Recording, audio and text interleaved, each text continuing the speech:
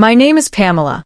I'm 25 years old, and I grew up in a town where everyone knows your face, your parents, and your mistakes, real or imagined. People like to say that kind of place feels safe. What they don't tell you is this. When lies are born there, they don't die easily. They grow teeth. The trouble didn't start with anything dramatic. No police. No shouting in the streets. It started with a sentence my father said casually, like he was teaching me a lesson I'd thank him for later. Maybe now you'll learn to respect us. At the time, I didn't know that sentence would follow me everywhere. I was working part-time at a grocery store, saving every dollar, so I could finally move out. I was careful, quiet, focused. Then one evening, my mother accused me of stealing money from her purse. I laughed at first because it sounded ridiculous. Then I saw her face. Hard. Certain. I told her I hadn't taken anything. I begged her to let me explain. My father didn't even ask questions. He looked at me like he'd already made up his mind. If you think you're so grown up, he said, you can face the world on your own. A week later, my manager called me into his office. He wouldn't meet my eyes. He said they were letting me go and slid my final paycheck across the desk like it burned his fingers. I walked out confused, embarrassed, still believing it had to be a mistake. That night, a friend pulled me aside and whispered the truth. My parents had come into the store. They warned him I wasn't trustworthy. That I stole. That was the moment everything shifted. Every job after that followed the same pattern. Applications went in. Interviews went well. Smiles. Handshakes. Then silence. Or worse, polite rejection emails that all sounded the same. One interviewer slipped up once. Just a second too honest. We heard some concerning things about your honesty. My stomach dropped. I knew instantly where it came from. I went home shaking, my chest tight with anger and fear, and confronted my parents.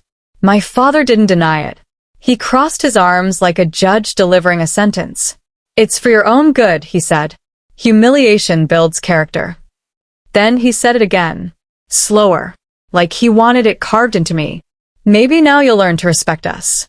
2 years passed like that. 2 years of watching my savings disappear. 2 years of instant noodles and sleepless nights, counting days instead of dreams. Friends stopped inviting me out. Some believed the rumors. In a small town, once the word thief sticks, it becomes your shadow. I started to wonder if they were right. If maybe I really was the problem. The only person who never treated me differently was my grandmother. She'd helped raise me when my parents were too busy controlling everything else. She used to say, truth has a long memory, even when people pretend to forget. Before she passed away, she squeezed my hand and said, Pamela, no matter what they say about you, remember who you are. I didn't understand then how much she meant it. By 25, I was exhausted. Empty. Then last week, I got a call for an interview at a logistics company just outside town. I almost didn't go. Hope had taught me how to disappoint myself.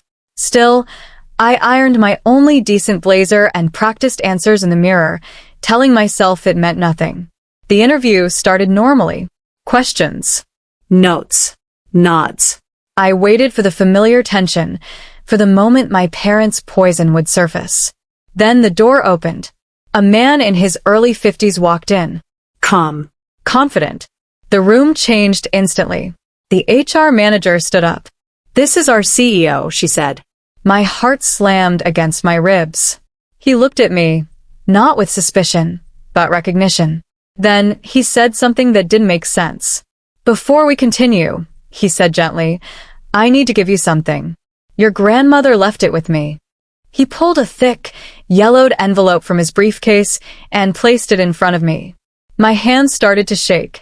It was dated 15 years ago, written in my grandmother's handwriting. I didn't open it yet. I just stared at it, realizing that whatever was inside had been waiting patiently, while my parents tried to erase me. And for the first time in years, I didn't feel fear. I felt the quiet certainty that the truth was finally catching up. The room felt too quiet.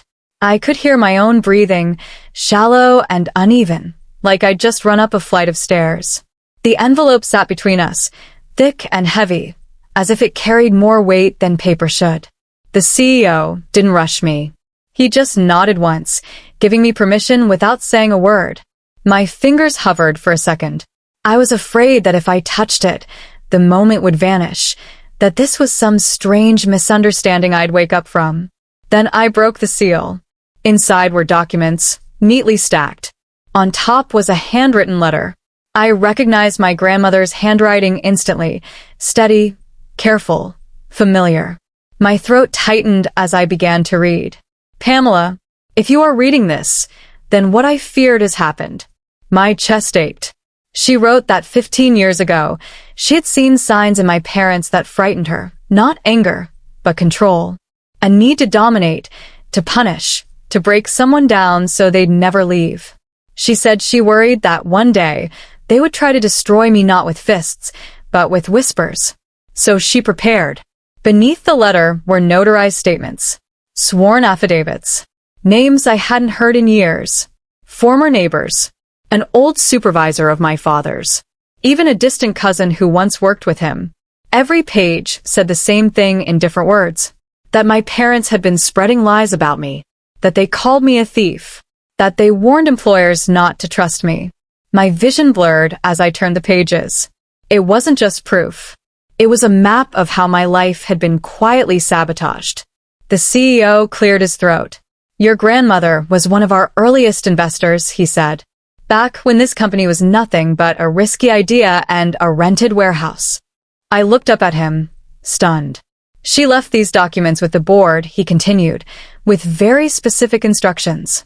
If you ever applied here and were rejected because of character concerns, we were to intervene. He met my eyes. We verified everything. My hands were shaking now, not from fear, but from something else, relief so sharp it almost hurt. For 2 years, I'd carried the town's judgment like a brand on my skin. Sitting there, I realized I hadn't imagined it. I hadn't deserved it. There was more in the envelope. Bank records. Legal paperwork. A small trust fund in my name, set up quietly, deliberately. Not enough to make me rich. Enough to make sure I'd never be helpless. In her letter, my grandmother had written one line that broke me completely. This is not revenge, Pamela. This is protection. Tears spilled onto the paper before I could stop them. I pressed my lips together, embarrassed, but no one rushed me. No one judged me. The CEO leaned back in his chair. We're offering you the position, he said calmly. Not out of sympathy. Because you deserve a clean start.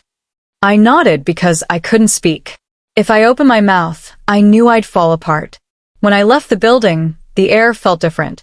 Lighter. Like I'd been holding my breath for years and didn't realize it until that moment. The sun was bright, almost blinding, and for the first time in a long time, I wasn't afraid of what came next. But in a town like mine, nothing stays quiet for long. Within days, people started whispering again, but this time, the tone had changed. Questions followed me down the street. Why was I suddenly working at one of the most respected companies around? Why did the CEO personally escort me on my first day? The rumors turned back on themselves. Then the truth came out. The company's legal team sent formal notices to every employer my parents had contacted. Each letter was clear and cold, backed by evidence. The accusations against me were false, malicious, documented. Some people apologized. Others avoided me out of shame. My parents couldn't avoid it. They were summoned by a lawyer. I wasn't there, but I heard what happened. My father tried to laugh it off, until the recordings played. His voice filled the room, saying the same words that had haunted me. Tell them she steals. She needs to learn respect. That sentence didn't control me anymore. This time, it destroyed him. I didn't hear about the meeting from my parents. I heard it from the town itself. In places like this, news doesn't travel, it leaks. It seeps through grocery aisles, hair salons, quiet conversations that stop when you walk past. This time, though, no one lowered their voice when they mentioned my name. They looked uncomfortable. My father's confidence hadn't survived that lawyer's office. When the recordings were played, when his own words echoed back at him, there was nowhere to hide. For years, he'd spoken like a man untouchable, convinced no one would ever question him. Now they had proof. My mother cried, I was told. Not the dramatic kind. Quiet, desperate tears. The kind meant to make people feel sorry for her. My father didn't say much after that. Silence had replaced his authority. The roles had reversed. Within a week, my phone started lighting up. Missed calls. Long messages. Apologies that didn't quite apologize for anything. We were just trying to help you. You misunderstood our intentions. Families make mistakes. They even showed up at my apartment one evening. I watched from behind the door as my father stood stiffly in the hallway, my mother wringing her hands. For a moment, I almost opened it, not because I missed them, but because the old version of me still thought I owed them something. Then I remembered 2 years of rejection. 2 years of being hungry, embarrassed, invisible. I didn't open the door. At work, things were different. People didn't look at me with suspicion. They asked my opinion. They trusted me. The first time a manager thanked me for handling a task well, I had to excuse myself to the bathroom because I thought I might cry.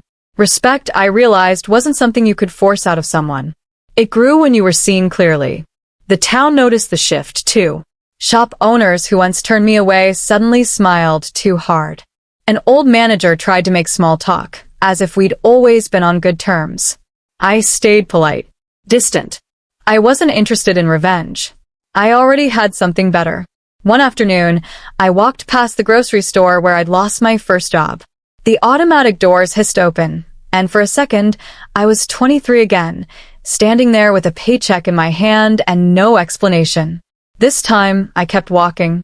That night, I reread my grandmother's letter. Over and over. She'd known this would happen, not the details, but the pattern. She trusted that time and truth would do their work if someone was patient enough to prepare. My parents tried again. This time with a letter slipped under my door. My father's handwriting was shakier than I remembered. We only wanted you to respect us, it said. I folded the paper carefully and put it away. Not to keep it. To remind myself of what respect had cost me when it was demanded instead of earned. I didn't reply. Weeks passed. The whispers faded into something softer. Curiosity, admiration, even quiet respect. People who once avoided my eyes now nodded when they passed me on the street. But the biggest change wasn't in them. It was in me. I stopped flinching when my phone rang. I stopped rehearsing explanations in my head. I slept through the night without waking up afraid of the future. The version of me my parents had tried to destroy finally had room to breathe. Sometimes I imagine my grandmother watching all of this unfold.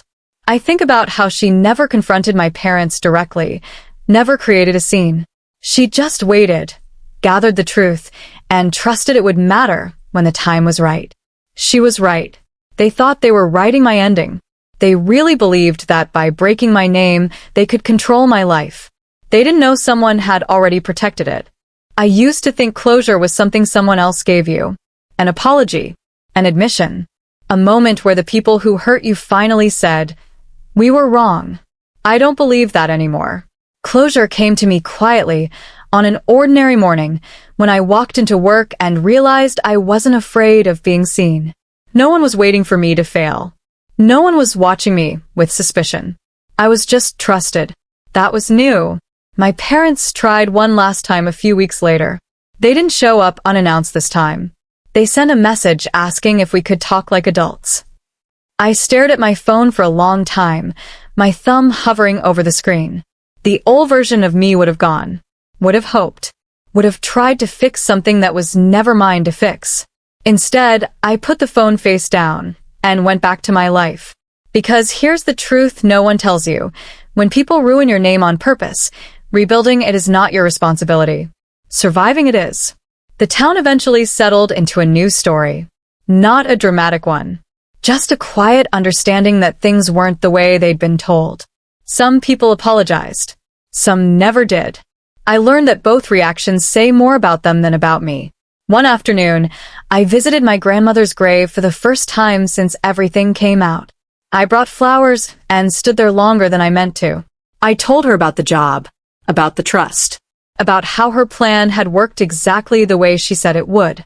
I laughed through my tears when I said it out loud. They really thought they won, I whispered. They had no idea you were 10 steps ahead. For 2 years, I thought patience meant waiting helplessly. Now I understand it means enduring without becoming bitter. It means letting truth do what it does best, arrive on its own time, undeniable. My parents still live in that town. So do I, for now. We pass each other sometimes. There's no confrontation, no shouting, just distance. And that distance feels like peace. When I walk past places that once rejected me, I don't feel anger anymore. I feel clarity. I see how fragile power built on lies really is. One envelope, one voice preserved, one person who believed in me when it mattered most. That's all it took. They tried to teach me respect through fear. All they taught me was how to recognize control when I see it, and how to walk away from it without guilt. I still hear my father's words sometimes, echoing from the past. Maybe now you'll learn to respect us. He was wrong about one thing. I did learn about respect. I learned that it's not demanded. It's not enforced with humiliation. And it never comes from destroying someone you're supposed to protect. Respect comes from truth, from consistency, from love without conditions. They thought they were writing my ending. They didn't know my grandmother had already written a better one. And if this story resonated with you, if you've ever been misunderstood, silenced, or punished for someone else's control, remember this. Truth has a long memory, and it always finds its moment. If you want to hear more stories where patience, quiet strength, and truth win in the end, stay with us. There are many more journeys like this unfolding, one truth at a time.